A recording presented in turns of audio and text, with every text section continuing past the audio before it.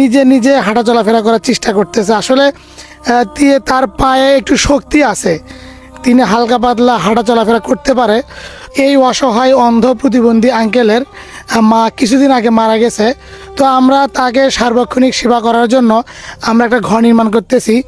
আর এই আঙ্কেলকে দেখতে পাচ্ছেন, তাকে আমরা প্রথমেই তার এই ঘরটিতে প্রবেশ করালাম। দেখুন তিনি নিজে নিজে হাঁটা চলাফেরা করার চেষ্টা করতেছে। আসলে তার পায়ে একটু শক্তি আছে, তিনি হালকা পাতলা হাঁটা চলাফেরা করতে পারে।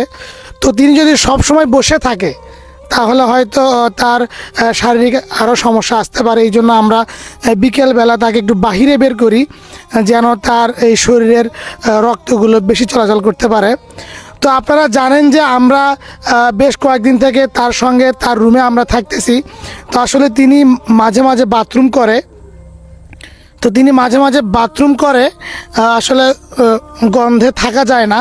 তো এই জন্য আমরা সাইডে একটা ঘর নির্মাণ করতেছি, যেন আমরা এখানে থেকে তাকে আমরা সেবা যত্ন করতে পারি। এই যে এই খালাকে দেখতে পাচ্ছেন, তিনি তাকে রান্না করে দেয়, তাকে গোসল করিয়ে দেয়, সব কাজ করে দেয় তিনি। এই যে তিনি এখানে তার জন্য যে হাঁড়ি পাতিল রান্না করার জন্য সেগুলো তিনি বের করছে এখানে, এগুলো তিনি পরিষ্কার করবে। তাকে দুপুরে খাওয়ায়া দেওয়ার পরে তাকে আমরা বাহিরে বের করলাম।